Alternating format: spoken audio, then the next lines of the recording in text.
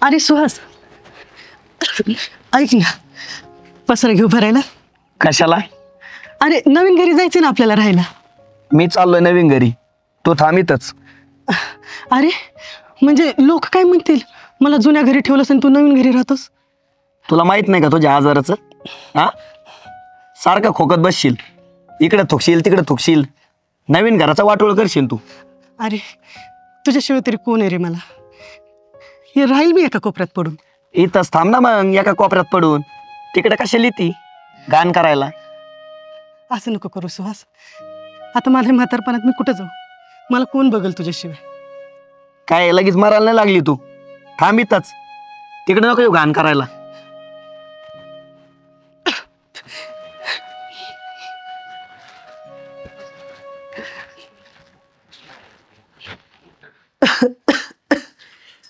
सुहास, हे सुहास.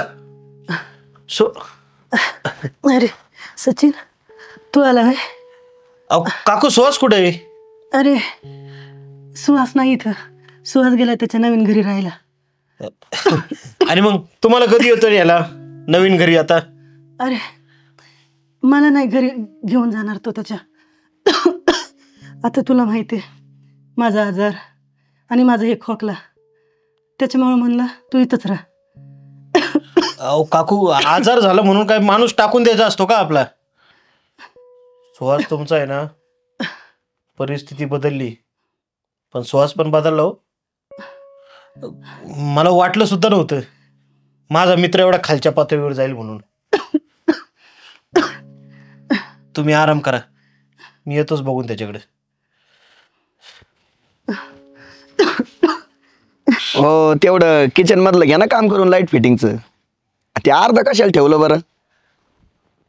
तेवढं घ्या काम करून, पेमेंट लगेच देऊन टाकू. हो हो, या आज या. सचिन भाऊ, कस काय झाला बांगला आपला? आता आहे ना ह्या जागेत आहे ना गार्डन करणार आहे आपण. गार्डन आणि एक 4 व्हीलर घ्यायची नवीन शोरूम. अरे पण 4 व्हीलर आहे ना जुनी तुझ्याकडे? ते विकून टाकायची हो, नवीन घ्यायची. एकदम राजासारखं राहायचं. आईला झालेच बरं का तू राजासारखं. बांगला, गाडी, समोर गार्डन. पण मला एक सांग बरं, काय? राजाचा बाप कोण असतो? राजाचा बाप महाराजा. महाराजा. आणि राजाची आई? महाराणी. महाराणी. वा, मग महाराणीला महाराणी सारखं वागवायचं असतं. एवढा मोठा बंगला बांधला ना तू, राजवाडा म्हणतोय ना, महाराणी कुठे आहेत? जुन्या घरात का? हा, अरे थोडी तरी लाज वाटू दे. गेलो होतो आईला भेटायला मी, लाज वाटली मला माझ्या मित्राची आई आहे बोलताना. काय तू वागतो? अरे दिवस बदलले म्हणून मागचे दिवस विसरायचे नसतात. नवी गाडी घेतली, घरं घेतली म्हणून आईला बी विसरायला लागला का तू? काय घराला शोभा आहे रे तुझ्या आई नसेल तर? सचिन भाऊ, माझं खरंच चुकलं बरं का. मी विचार पण नाही केला. आईनं माझ्यासाठी खूप काही केलं, पण मी तिला जुन्या घरात ठेवलं, इकडं आणलं नाही. आणि बोललो पण त्या दिवशी खूप. हा, मग ते सुधरा आता. काय, चल माझ्या बरोबर, आईला घेऊन येऊ. आई नसेल तर कशाला शोभा नाही बघ. पण आता कोणत्या तोंडाने जाऊ मी तिकडं? अरे बाळा, आई आहे तुझी ती. जगातलं एकमेव न्यायालय असं आहे की जिथं सगळे गुन्हे माफ होतात. ते न्यायालय म्हणजे आई. काय, तू येतो का सोबत? चल चल.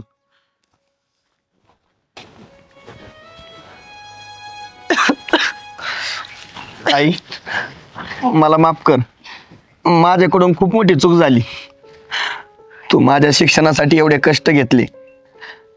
मला तू म्हणायची शिकून मोठा हो, आपली परिस्थिती बदलली पाहिजे. आई, परिस्थिती बदलली पण मी तुला विसरलो. मी असं नव्हतं वागायला पाहिजे तुझ्यासोबत. मला माफ कर. अरे पोराचा कुठं आईला राग असतो का कुठं?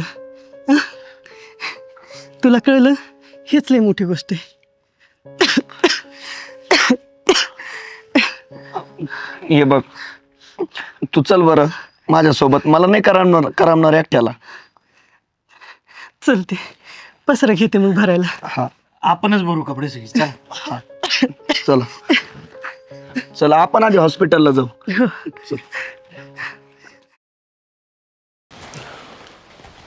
बाबा तुमची वही. बरं केलं दिली. आणि तुम्ही तयार होऊन कुठं चालले? आज तर सुट्टी आहे ना? अरे सुट्टी जरी असली ना तरी शाळेत मी एक वेगळा तास चालू केलाय, त्यासाठी मला शाळेत जायचंय. वेगळं म्हणजे? वेगळा म्हणजे काय आहे, मुलांसाठी मी मूल्य शिक्षणाचा वर्ग चालू केलाय आणि संस्कार वर्ग एक. मग दर रविवारी एक तासभर मी ठेवलंय मुलांसाठी. ते सगळं ठीक आहे बाबा, पण आठवड्यातून एक दिवस सुट्टी असते रविवारी. तुम्ही तसं पण 6 दिवस काम करताच ना. अहो आराम करायचा एक दिवस घरी. हां काय माहिती आहे का, रिटायरमेंट झाल्यानंतर आरामच असतो शिक्षकाला, पण नंतर काय माहिती आहे का, काही गोष्टी असतात त्या वेळेतच करणं गरजेचं आहे. त्यामुळं मला जावं लागेल. आता तुमची इच्छा आहे ना, जा तुम्ही. तुम्ही करणार म्हटल्यावर काहीतरी चांगलंच करायचं असेल. बरं ठीक आहे. तुम्हाला कुठं बाहेर जायचं होतं, या जाऊन तुम्ही. हां बरं बरं येतो मी. आम्हाला सुट्टी, आम्ही फिरून येतो. चल आवरून घेऊ, आपण जाऊ मग. हो चालेल.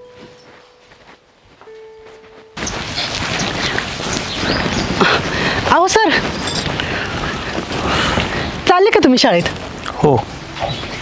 काय सर, काय ते डोक्यात घालून घेतलंय? मूल्य शिक्षण आणि संस्कार वर्ग.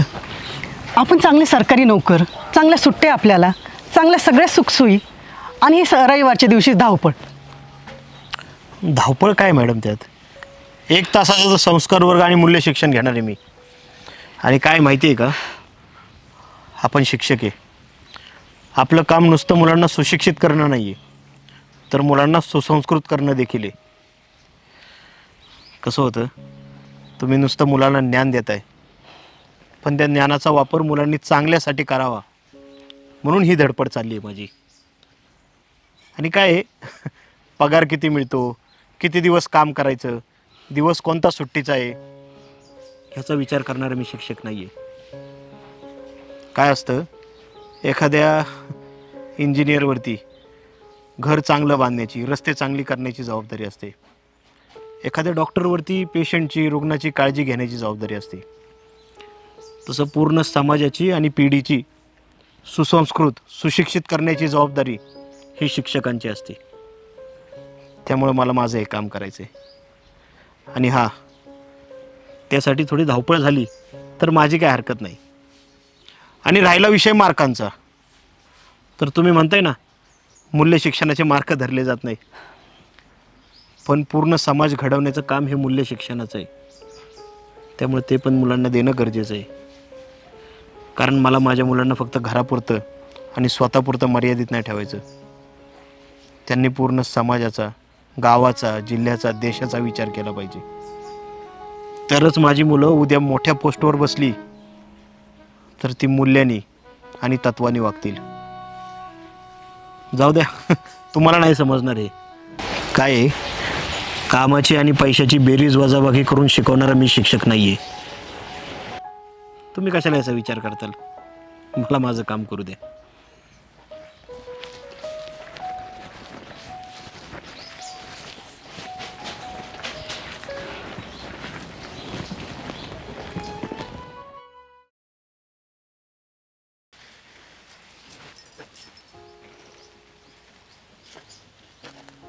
का वहिनी, काय करता?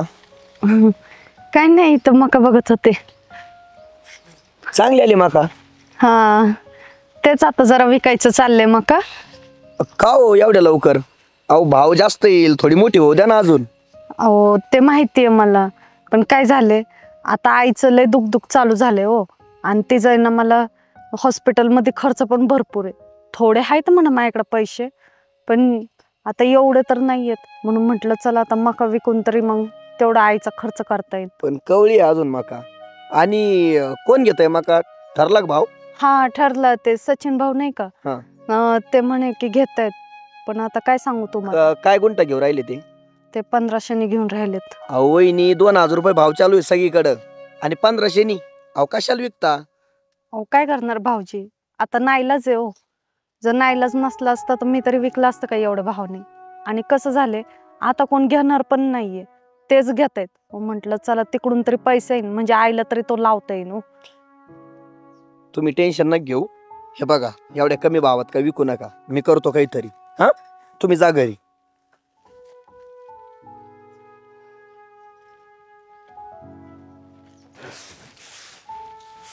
भाऊजी इकडे या.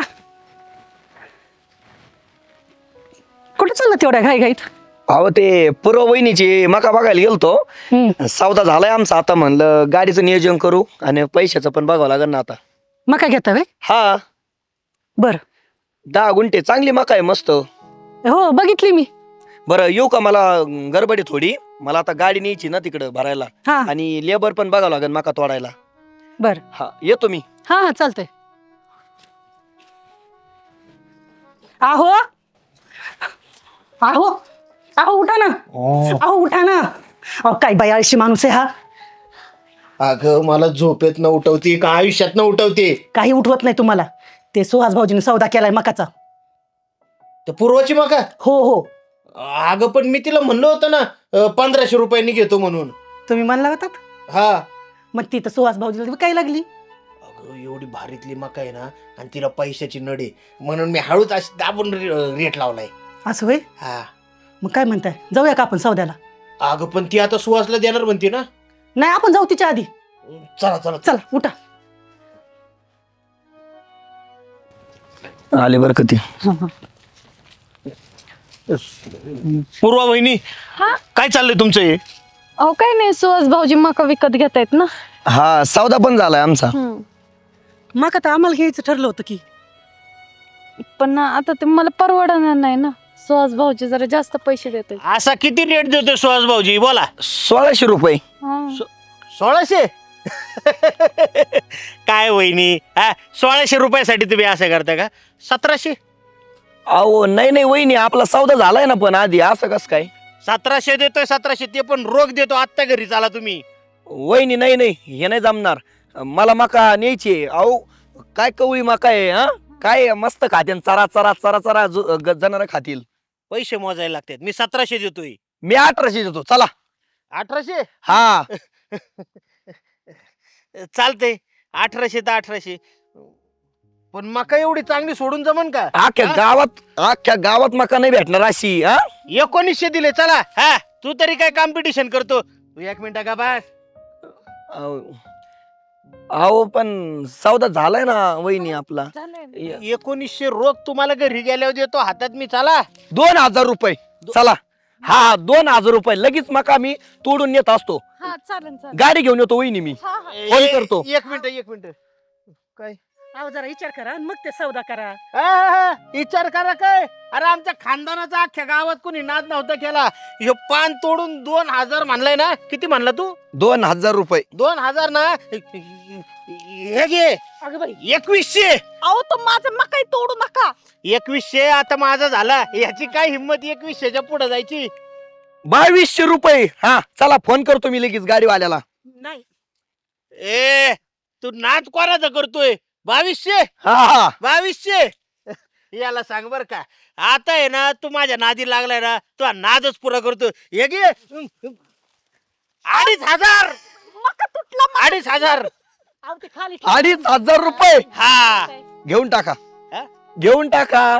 म्हणलं होतं ना मी. सौदा मोडायचा नाही. 2500 रुपये म्हणले ते. हा म्हणले तर म्हणले. वहिनी आता घरी जातो तुमचे ना 2500 घेऊन येतो. काय हा गाडी घ्या बोलून. हा गाडी बोलून घेतो. आधी पैसे रोख देऊन ठेवतो. परत दुसरं कोणत्या सारखं मध्ये लुडबुड करा. हा लगेच घेऊन जायची. बघताय काय रागानी मका घेतली वाघानी. हा 2500. कोयता घेऊन या तोडायला. हा चालतंय. चल का तू घरी. कुठे घरी? कुठून घेणार तुम्ही मका? काय? आहेत का पैसे? 2500 घरी ठेवल्यात मी साठवून देतो. चल तू चल. जास्त बोलू नको. वहिनी जा कोयता घेऊन या. वहिनी तुम्हाला काय म्हणलो होतो मी. हा हो भाऊजी. बघा 1500 रुपये भाव झालता. किती ना घेतोय आता 2500 रुपये. मला घ्यायचीच नव्हती. नाटकं चालली होती आपले. बरोबर भाऊजी. बरं आता काय करा 10 गुंठ्याचे 25,000 रुपये रोख घ्या हा. आणि मगच गाडी जाऊन द्या वावराच्या बाहेर. हा आणि ते आईचं ऑपरेशनचं लवकर करून घ्या बरं का. हा चालेल. थँक्यू बरं का ओके भाऊजी. चल येऊ वहिनी. हा हा